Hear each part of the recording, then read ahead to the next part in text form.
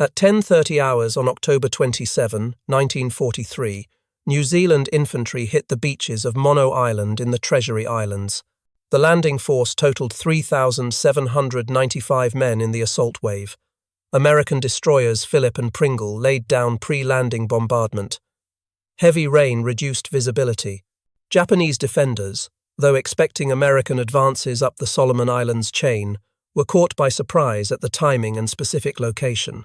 Among the first Americans ashore were members of Company A, 87th Naval Construction Battalion, along with a 25-man detachment from battalion headquarters. They brought equipment that would change how Pacific Island warfare operated. They brought bulldozers, Caterpillar D, 8 models, heavy tracked machines weighing approximately 20 tons, equipped with 10-foot steel blades designed to move earth, clear jungle, build roads, painted olive drab, manufactured in Peoria, Illinois, and San Leandro, California. Shipped 7,000 miles across the Pacific Ocean to operate on a remote tropical island most Americans had never heard of. The Seabees started the engines. Diesel exhaust mixed with salt spray and tropical humidity. The sound of heavy machinery echoed across terrain where days before only jungle sounds existed. Japanese defenders retreating inland could hear the machines working. Most had never heard bulldozers operate at this scale. 1 hour after the initial landing, something happened that would become legendary among construction battalions. Machinist mate 2nd Class Aurelio Tassoni from Milford, Massachusetts, was driving his bulldozer from the landing craft when his commanding officer, Lieutenant Charles Turnbull, told him a Japanese pillbox was holding up the advance. The fortification was constructed from coconut logs and sand, standard Japanese defensive architecture. Its machine gun had clear fields of fire covering the beach. New Zealand and American troops were pinned down. The advance had stalled. Tassone made a decision. He raised his bulldozer blade to use it as a shield against enemy fire, maneuvered around the fortification to approach from the rear, and drove straight at it. Bullets rattled off the steel blade. Lieutenant Turnbull provided covering fire with his carbine. When Tassoni reached the enemy position, he dropped the blade and crushed the entire structure, burying it and its 12 Japanese occupants under tons of logs, sand, and coral. The action took minutes. The beach obstacle was eliminated. The advance continued. For this, Aurelio Tassone was awarded the Silver Star and promoted to Machinist Mate 1st Class. His exploit appeared in military publications, was illustrated in comics, and inspired a climactic scene in the 1944 film The Fighting Seabees, starring John Wayne. The image of a Seabee astride his bulldozer, simultaneously fighting and building, became an enduring symbol of Baito, Naval Construction Battalion operations. But Tassoni's individual heroism, significant though it was, represented only a small fraction of what bulldozers accomplished in the Pacific War. The real story was not dramatic combat actions. The real story was mathematics, construction speed, industrial capacity translated into strategic advantage, the ability to turn any captured Pacific island into a functional American military base before Japanese forces could mount effective counterattacks or defensive preparations. The Seabees on Treasury Islands continued working after Tassone's pillbox assault. They did not stop. Bulldozers cleared jungle for supply dumps. Within hours, American forces had established secure areas for ammunition, food, medical supplies, and equipment storage. Within days, Seabees had built 21 miles of roads across Mono and Sterling Islands. They established a PT boat base on Sterling. They began constructing an airfield 5,600 feet long and 200 feet wide, complete with taxiways, hard stands for aircraft parking, and an aviation gasoline storage farm with 5 tanks each holding 1,000 barrels. The rest of the 87th Naval Construction Battalion arrived on November 28th and joined ongoing construction operations. The 82nd Naval Construction Battalion relieved them in December. The 88th Naval Construction Battalion arrived in January 1944. By that point, the airfield had been extended to 7,000 feet long and 300 feet wide, fully capable of supporting heavy bomber operations. The Treasury Islands had been transformed from undeveloped jungle into a major forward air base in approximately 2 months. This construction timeline represented a fundamental shift in Pacific War logistics. American forces could capture an island and make it operationally useful within days or weeks. Japanese forces, working primarily with manual labor, required months to accomplish similar projects. The time differential created cascading strategic advantages throughout the campaign. Faster base construction meant faster operational tempo. Faster operational tempo meant Japanese garrisons had less time to prepare defenses for the next American advance. Less preparation time meant weaker fortifications. Weaker fortifications meant faster American victories. Faster victories meant shorter campaigns. Shorter campaigns meant lower casualties and reduced resource expenditure. The cycle compounded with each operation. The bulldozers made this cycle possible. Fleet Admiral William Halsey, who commanded major South Pacific operations throughout the Solomons campaign, understood their strategic importance.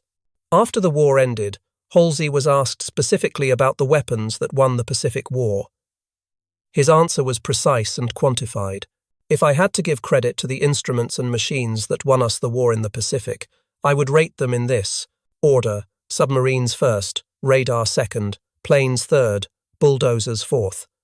Halsey ranked bulldozers above battleships, above aircraft carriers, above cruisers, destroyers, and every other surface combat vessel.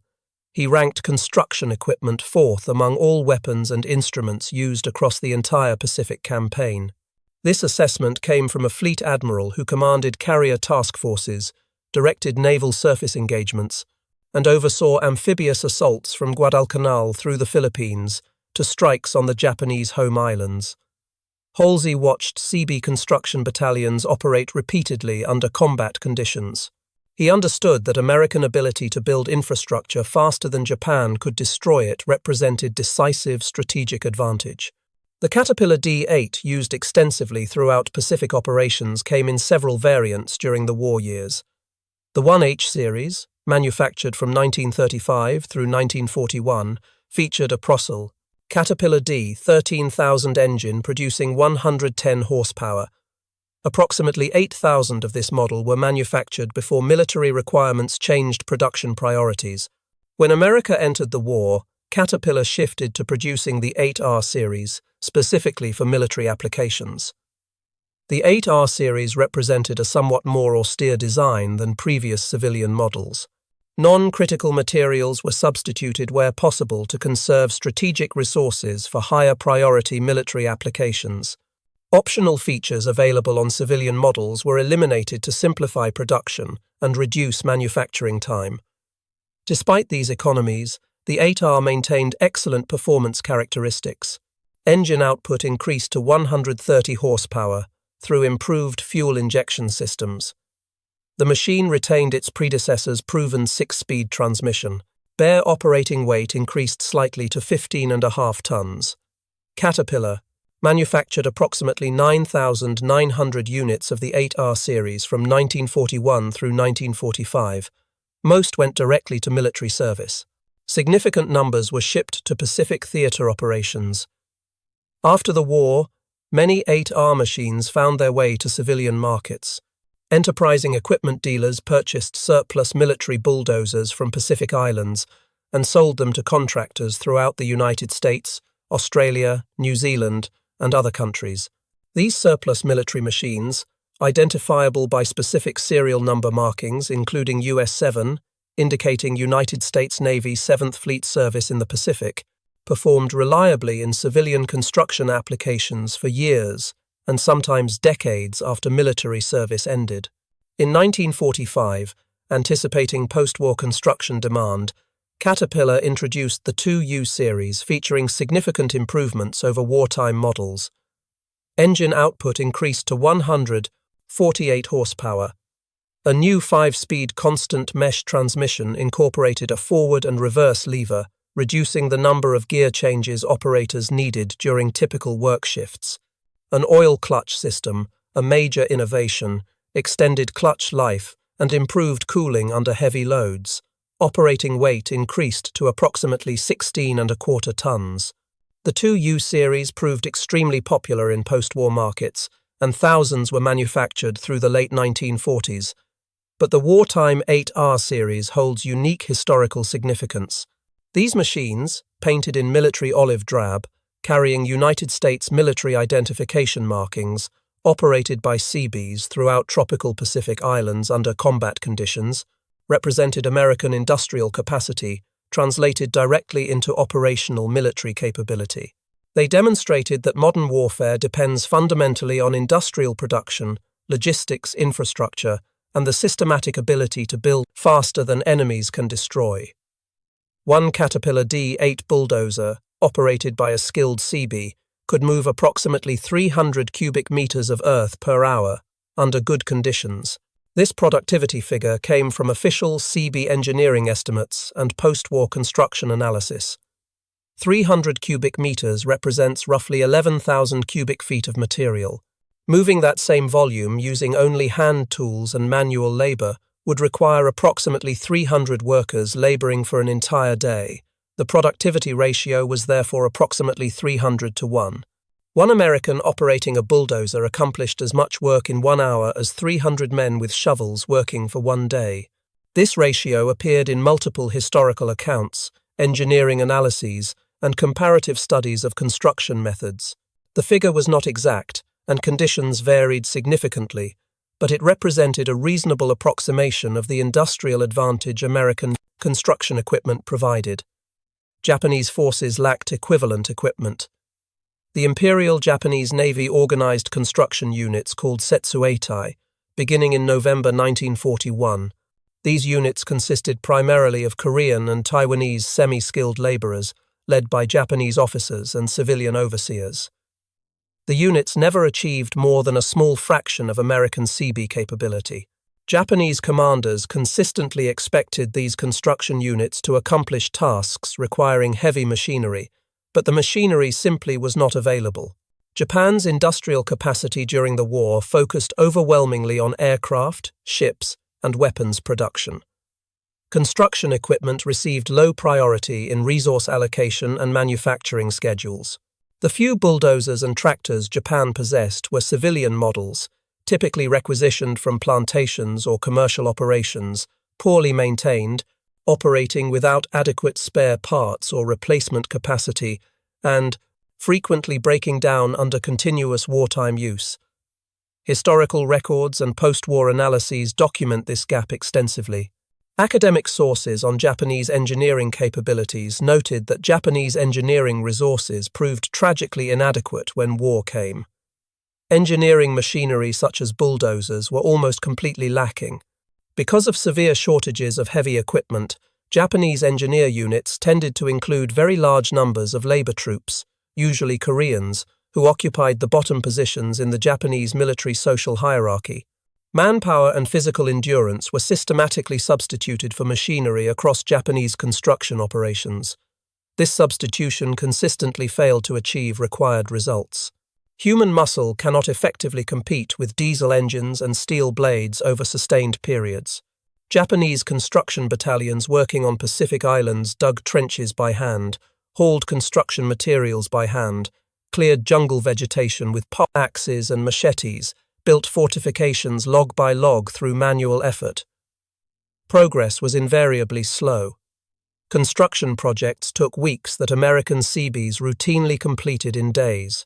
The resulting time gap meant Japanese defensive preparations were frequently incomplete when American assaults commenced. Multiple specific examples from different Pacific campaigns demonstrate this pattern clearly. On Guadalcanal, Japanese forces worked for months attempting to complete Henderson Field before American Marines landed in August 1942. The airfield was barely functional when Marines captured it. The 6th Naval Construction Battalion landed with the Marines and had Henderson Field operational for American fighter aircraft within days despite ongoing Japanese bombardment. The construction speed shocked Japanese commanders who had devoted months to the same project, with significantly more limited results. On Espiritu Santo near Guadalcanal, Seabees needed only 20 days to carve a complete 6,000-foot airstrip from virgin jungle. The speed allowed American aircraft to support the Guadalcanal campaign and attack Japanese positions throughout the Solomons Islands chain. Japanese forces on nearby islands were still working on their own airfield construction projects weeks and months later with incomplete results. On Vangunu Island in the New Georgia Group, the 47th Naval Construction Battalion landed with Marines on June 30, 1943. By 3 o'clock that same afternoon, the beachhead was sufficiently secure for Seabees to begin fighter airstrip construction. Hills were blasted and bulldozed. Ravines were filled in, leveled, and paved with crushed coral. 9 days after the initial landing, the first American aircraft landed on the completed runway.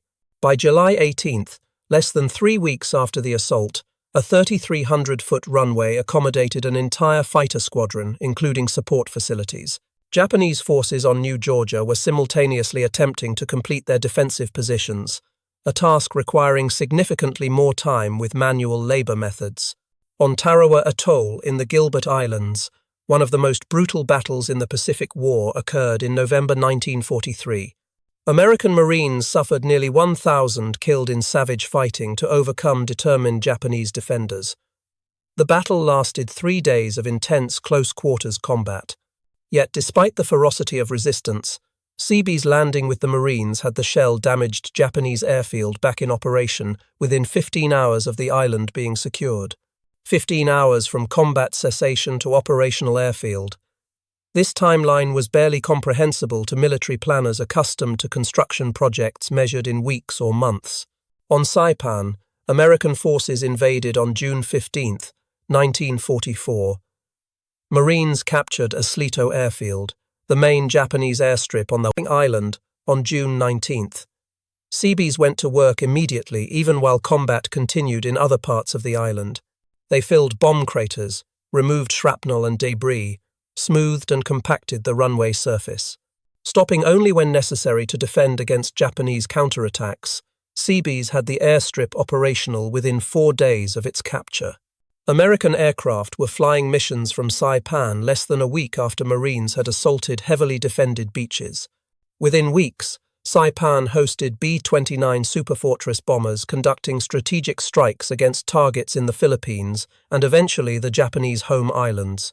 This pattern of extremely rapid construction following combat operations repeated throughout the Pacific campaign with remarkable consistency.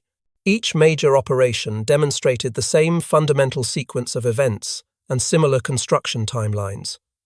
On Kwajalein Atoll in the Marshall Islands, American forces landed on January 31, 1944.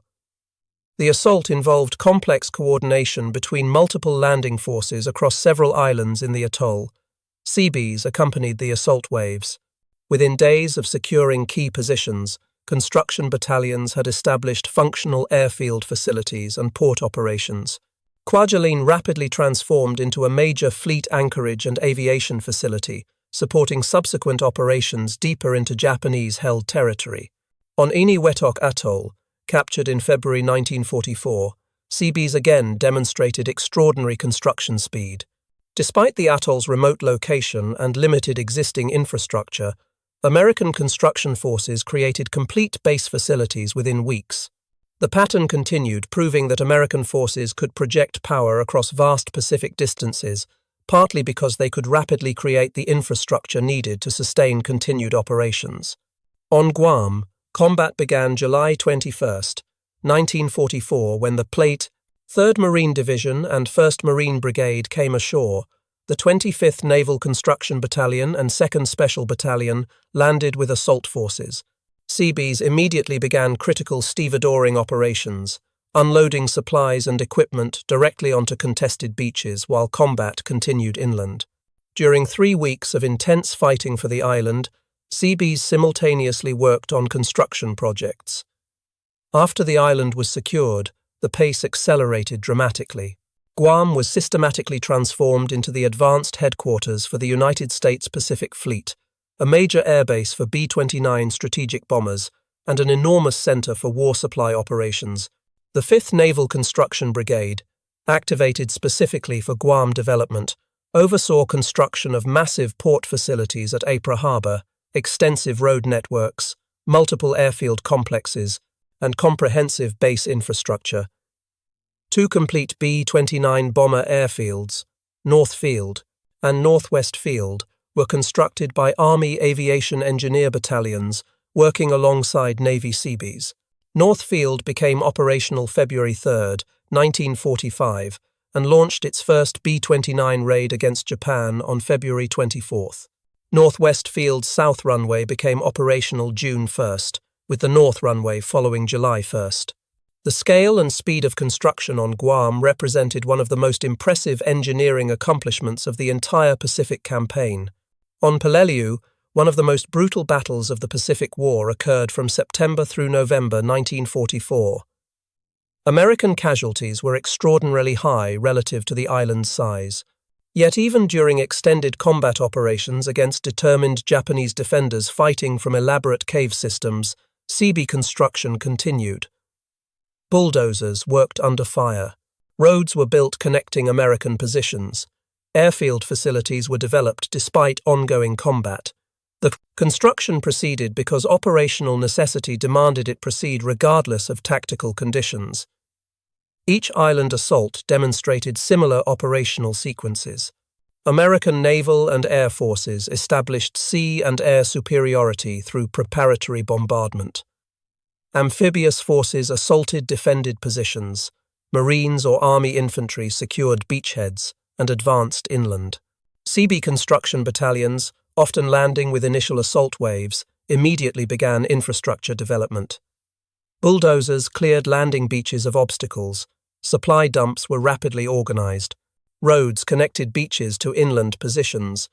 Airfield construction began even while combat continued. Port facilities were developed or repaired. Each captured island systematically transformed into a base, supporting subsequent American advances deeper into Japanese-held territory. Japanese defensive strategy evolved attempting to counter American capabilities, but found no truly effective responses. Initially, Japanese forces concentrated on defending beaches to prevent American landings entirely.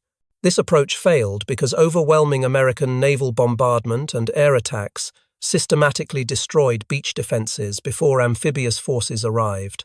Japanese commanders then shifted to defense-in-depth strategies, positioning forces inland to contest American advances after successful landings. This also proved ineffective because American firepower, mobility, and close air support overwhelmed inland defensive positions. By mid-1944, Japanese strategy increasingly emphasized underground fortifications and elaborate tunnel systems.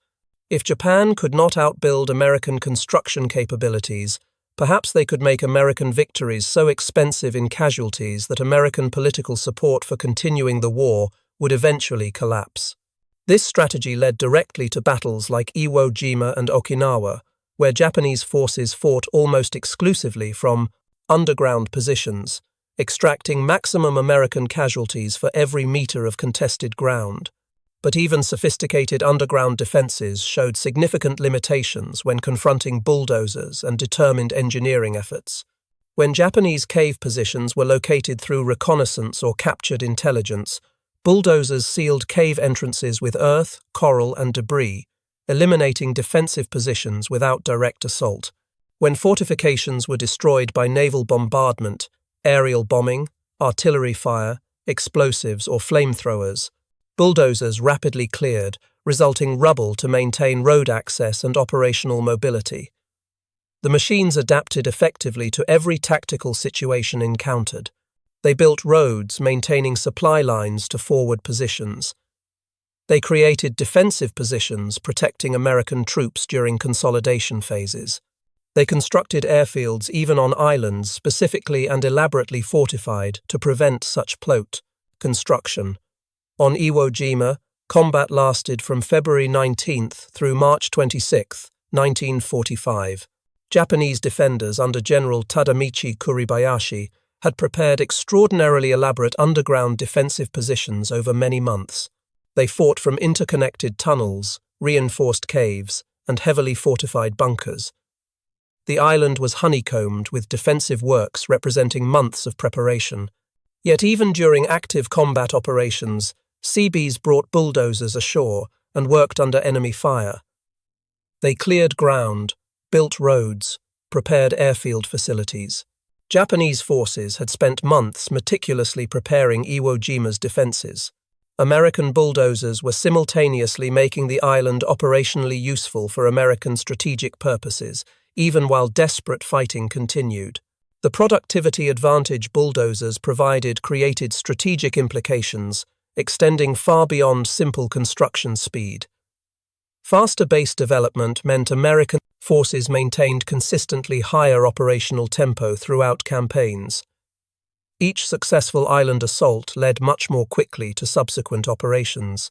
Japanese forces consequently had less time to prepare defenses, less time to reinforce threatened positions, less time to adapt tactically or strategically to evolving situations. The pace of American advances accelerated markedly throughout 1944 and 1945, partly because Seabee construction capabilities enabled rapid transformation of captured territory into fully functional forward operating bases. Some Japanese commanders and intelligence analysts recognized what American construction equipment represented in strategic terms. Post-war intelligence reports, captured documents, and interrogations revealed Japanese awareness of the industrial capacity disparity. Vice Admiral Shigeru Fukudome wrote after the war that American construction capabilities were among the most significant factors contributing to Japan's defeat. He specifically mentioned construction equipment as a clear example of American industrial advantages Japan simply could not match or counter. Other Japanese officers who survived the war reached similar conclusions through their combat experiences and post-war analysis. Japanese attempts to destroy American construction equipment achieved only very limited tactical success. Japanese forces targeted bulldozers when tactically possible. Snipers specifically aimed at equipment operators. Artillery units directed fire at construction sites when within range. Commando and infiltration raids attacked equipment parks and supply dumps. Some bulldozers were destroyed or damaged through these efforts. On Bougainville, a Japanese nighttime infiltration raid successfully destroyed 3 bulldozers and killed 2 Seabee operators before being repulsed. On Peleliu, Japanese artillery fire damaged several construction machines during extended combat operations, but Americans simply brought replacement equipment forward from extensive reserves. They maintained spare bulldozers, comprehensive spare parts inventories, and pools of trained replacement operators. Destroying a few individual machines barely slowed overall construction operations or timelines. The fundamental insurmountable problem facing Japan was overwhelming American industrial production capacity. The United States manufactured thousands of bulldozers and crawler tractors during World War II. Caterpillar Tractor Company alone produced 56,306 crawler tractors across all model types from 1941 through 1945. The company secured over $570 million in war contracts. Production was continuous, expanding, and prioritized.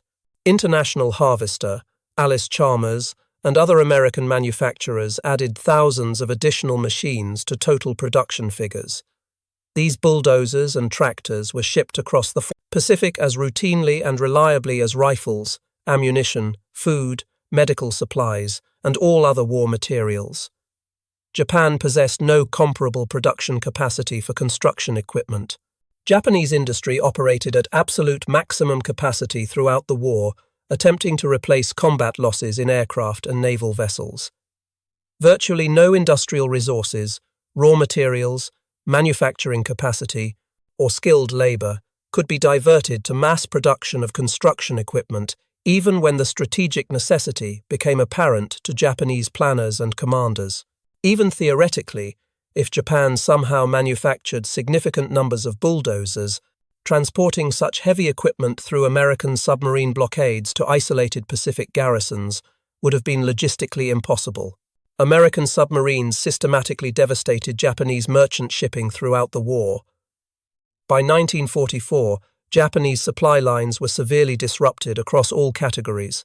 Getting heavy construction equipment to distant garrisons was simply impossible, even when such equipment theoretically existed in Japan. The Seabees, who actually operated bulldozers and other construction equipment, were markedly different from typical combat infantry soldiers.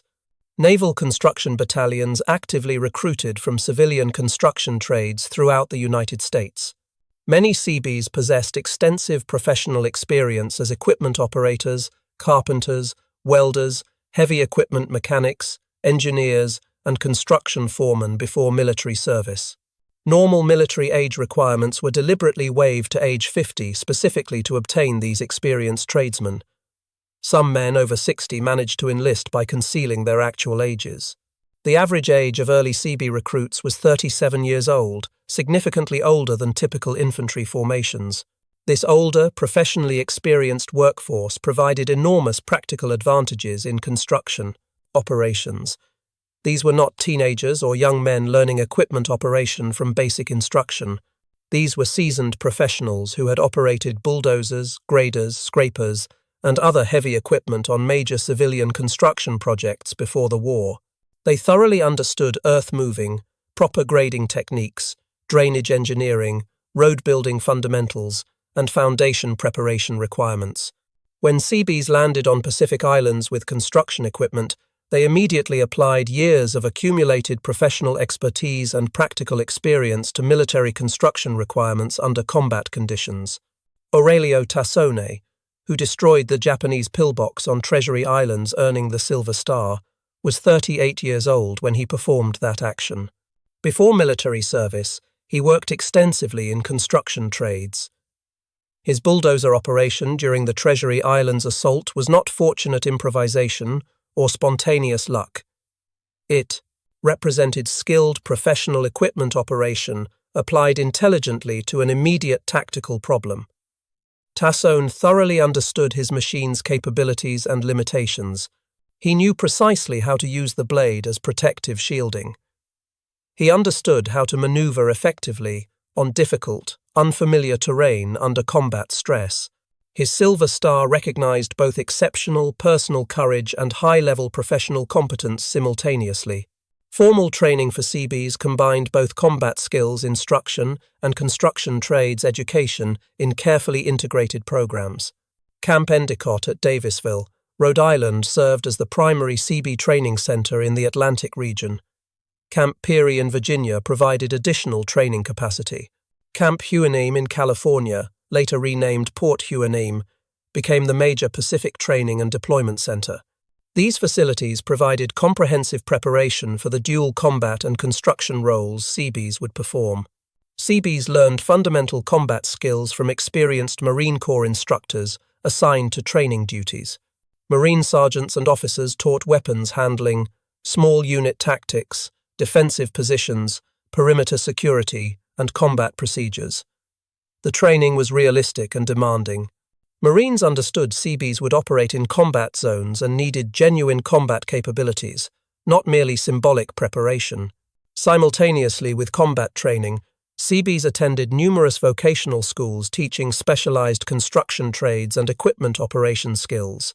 Camp Endicott maintained roughly 45 separate vocational schools, covering virtually every construction specialty needed for Pacific operations. Detailed courses included bulldozer operation and maintenance, road grading techniques, airfield construction procedures, pile driving, arc welding, concrete formwork and pouring, steel fabrication, carpentry, plumbing, electrical systems, diesel engine repair, heavy, equipment maintenance, surveying, drafting, and dozens of other essential technical skills. Many courses lasted several weeks and provided genuinely comprehensive technical education. The training intensity reflected operational reality. Seabees would deploy to remote Pacific islands with limited supply lines and minimal external support. They needed to construct complete bases essentially from raw jungle using whatever materials and equipment they brought with them. They needed to maintain and repair their own equipment under primitive conditions. They needed to improvise solutions to unforeseen problems. They needed to defend their construction sites when attacked. The training attempted to prepare men for these diverse, demanding challenges. The dual combat and construction mission created unique dynamics within naval construction battalions. Seabees were organized military units following military discipline and command structures, but they were also professional construction organizations led by men with extensive civilian construction experience. Battalion commanders were typically Civil Engineer Corps officers with engineering degrees and construction backgrounds. Company commanders and platoon leaders often had years of construction supervision experience before military service. The combination of military organization and civilian construction expertise created highly effective hybrid units. This hybrid nature showed clearly in Seabee casualty patterns and decorations earned during the war. Seabees suffered casualties both from enemy action and from inherently dangerous construction work. Combat casualties resulted from Japanese attacks on construction sites, from Seabees fighting as infantry when their positions were overrun, and from Seabees conducting combat operations in support of Marine or Army units. Construction casualties resulted from equipment accidents, structural collapses, explosions during demolition work, drowning during underwater construction, and numerous other hazards inherent to large-scale construction under primitive conditions. Total Seabee casualties during World War II reflected both combat and construction dangers. Exact figures varied slightly among different historical sources, but comprehensive analyses indicated approximately 500 Seabees were killed in action or died from combat wounds. Several thousand more suffered combat wounds of varying severity. Construction accidents and tropical diseases killed hundreds more and injured thousands. The combined casualty toll demonstrated that Seabee service involved genuine dangers from multiple sources. Seabee decorations earned during the war similarly reflected both combat actions and construction achievements. 33 Seabees earned the Silver Star for combat gallantry. 5 Seabees received the Navy Cross, the Navy's second highest decoration for valor. Hundreds earned Bronze Stars for meritorious service under combat conditions. Thousands received Purple Hearts for wounds received in action. Many more earned commendations and letters of appreciation for exceptional construction work completed under extremely difficult circumstances. The decoration patterns showed Seabees genuinely fought and built simultaneously, exactly as their motto proclaimed. The construction work itself created significant dangers, even absent enemy fire. Operating heavy equipment in tropical conditions on completely unfamiliar terrain involved serious risks. Bulldozers working on steep grades could overturn, crushing operators. Operators clearing dense jungle encountered hidden obstacles, unstable ground, and unexpected hazards. Construction in active combat zones meant working without normal civilian safety precautions, procedures, or equipment. Seabee casualties from construction accidents were significant throughout Pacific operations, but the work continued without pause because the work was strategically necessary for prosecuting the campaign. By the end of World War II, naval construction battalions had accomplished construction projects of staggering scope and scale across the Pacific theater. Over 400 separate bases of various sizes and capabilities were built from essentially nothing. These ranged from small forward supply points and PT boat bases to massive complexes like those on Guam and the Marianas capable of supporting entire fleets and air forces. Seabees constructed or extensively repaired over 100 airfields across Pacific islands. These airfields varied enormously in size and complexity. Some were simple fighter strips carved from jungle, measuring 3,000 to 4,000 feet long, surfaced with compacted coral or steel matting, sufficient for single-engine fighters and light aircraft. Others were massive bomber complexes with multiple runways each 8,000 feet long or longer, extensive taxiway systems, hundreds of aircraft hardstands, elaborate fuel storage facilities, ammunition bunkers, maintenance hangars, and complete support infrastructure capable of hosting hundreds of heavy bombers simultaneously. The Seabees built road networks totaling thousands of cumulative miles across dozens of widely scattered islands. These roads connected beaches to inland positions, linked airfields to ports, joined supply depots to combat areas, and provided the essential land transportation infrastructure that sustained all American operations. Road construction in tropical Pacific environments involved enormous challenges. Heavy seasonal rains turned inadequate roads into impassable mud. Proper drainage, grading, and surfacing were absolutely essential. CB road building techniques, developed through experience and professional expertise, created roads that functioned reliably even under heavy military traffic and adverse weather conditions. Beyond airfields and roads, CBs built complete port facilities where none previously existed. Ports required piers, docks, unloading equipment, storage warehouses, fuel facilities, and administrative buildings. Many Pacific islands lacked natural deep water harbors. CBs constructed artificial harbors using pontoon barges, floating piers, and innovative engineering solutions. They dredged channels, built breakwaters, installed navigation aids, and created functional ports capable of handling large cargo vessels and fleet auxiliaries. CBs built massive fuel storage systems essential for naval and air operations. Each major base required storage tanks for aviation, gasoline, diesel fuel, bunker oil for ships, and various specialized fuels. Storage capacity at major bases measured in millions of gallons. Tank farms required extensive piping systems, pumping stations, filtration equipment, and fire protection systems. All of this infrastructure had to be built quickly from materials shipped thousands of miles across contested waters. Medical facilities constructed by CBs saved countless American lives throughout the campaign. Field hospitals, fleet hospitals, and base hospitals built by construction battalions provided emergency surgery, intensive care, recovery wards, and long-term treatment facilities. The hospital on Guam eventually expanded to over 9,000 beds, serving casualties from Iwo Jima, Okinawa, and other late-war battles. These medical facilities required specialized construction, including operating rooms with proper ventilation and lighting, sterilization facilities, water purification systems, waste disposal, and numerous other technical requirements beyond typical building construction. Communication stations built by CBs provided the radio, telegraph, and telephone networks that coordinated Pacific operations. Navigation facilities, including radio direction finders, radar sites, and control towers, guided aircraft and ships safely. Ammunition storage bunkers protected explosives from weather, accidents, and enemy attack. Fresh water systems brought potable water to bases located on tropical islands where natural fresh water was scarce or contaminated. Power generation facilities provided electricity for bases operating 24 hours daily. All of this complex infrastructure was built under wartime conditions with constant time pressure and frequent material shortages. The scope of CB construction becomes even more impressive when compared with Japanese construction capabilities and methods. As previously discussed, Japanese construction battalions, the Setsuetai, worked primarily with manual labor.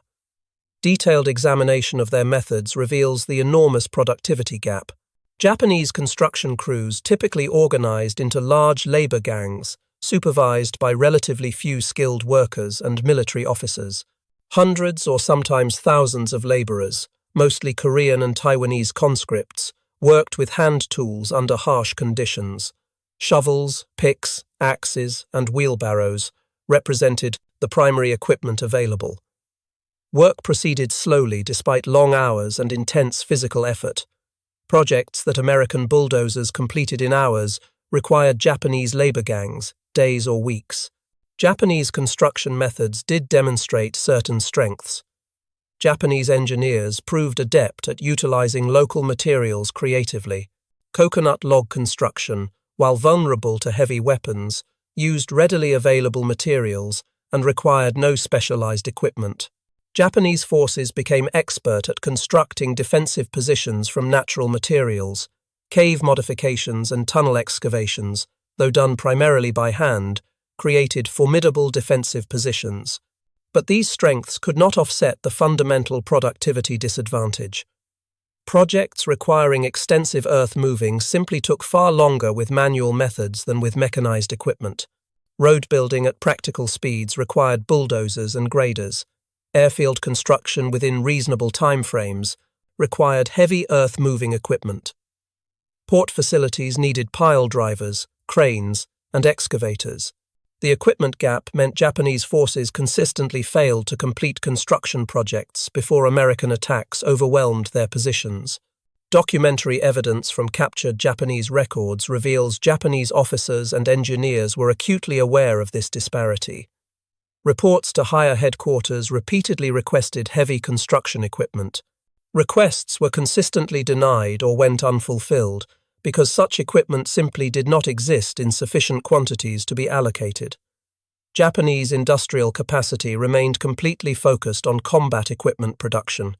Construction equipment continued receiving lowest priority even as the strategic necessity became increasingly obvious.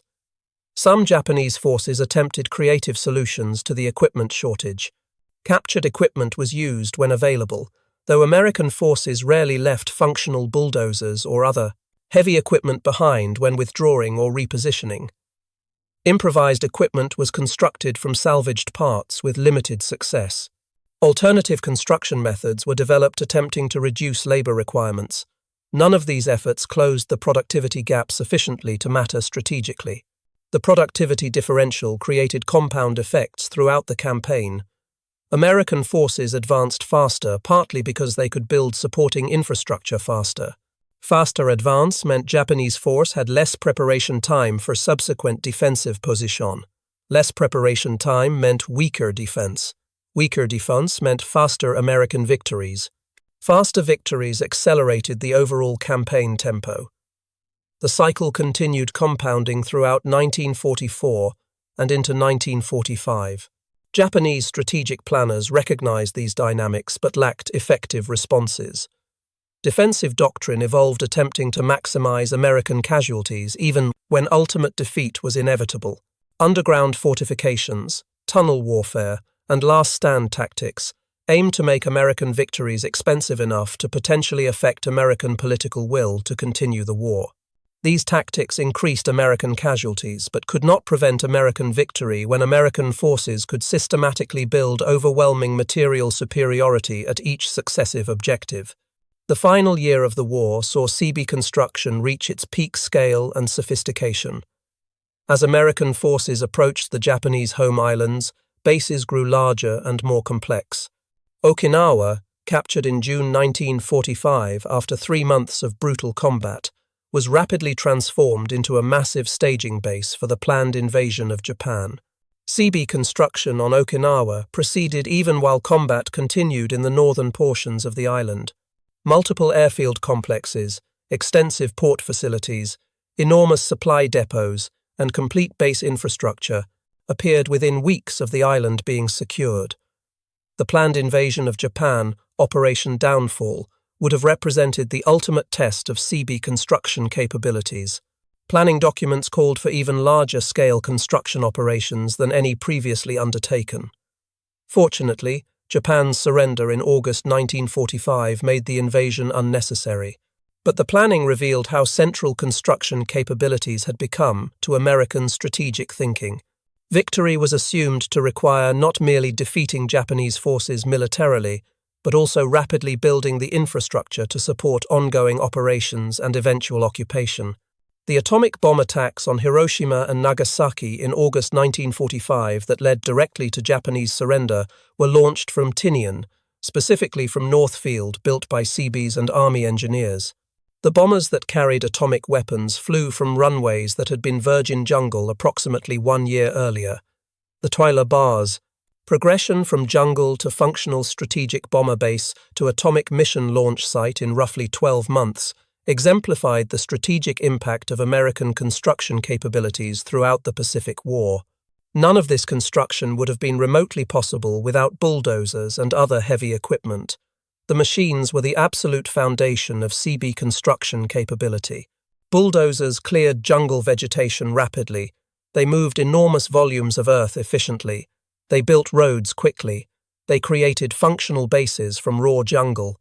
They turned remote Pacific islands into operational military installations at speeds that fundamentally changed the strategic calculus of the entire island hopping campaign. The island hopping strategy itself depended partly on rapid construction capabilities. American strategic planners could bypass heavily fortified Japanese strongpoints because they possessed the capability to capture more lightly defended islands and develop them into major forward bases very quickly. This strategy worked effectively because Seabee construction battalions equipped with bulldozers could create complete airfields and port facilities faster than Japanese forces could significantly reinforce threatened garrisons or mount effective large-scale counterattacks.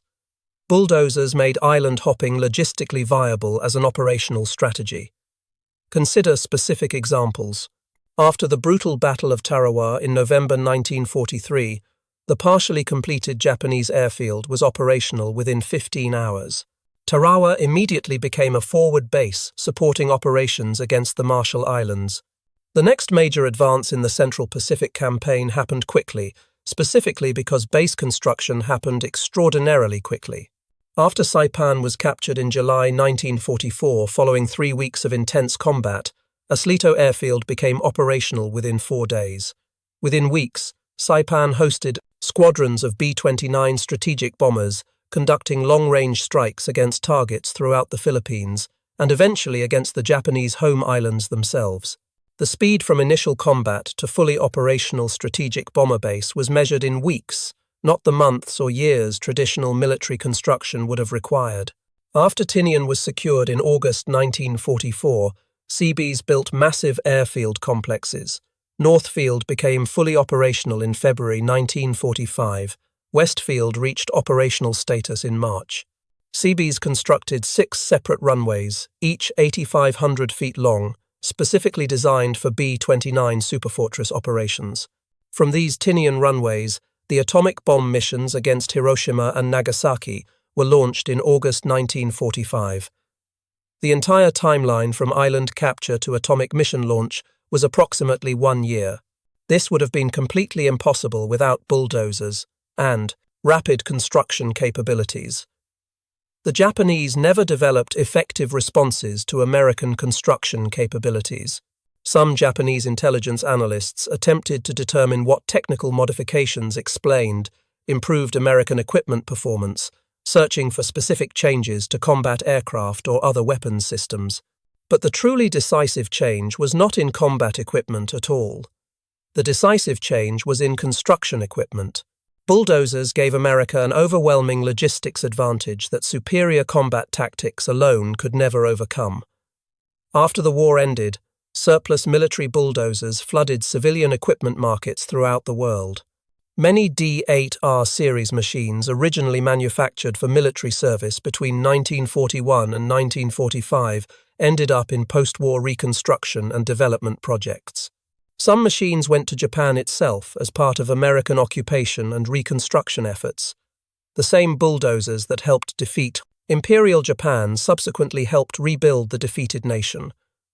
Some individual machines manufactured in the early 1940s remained operational in various civilian applications for decades after the war.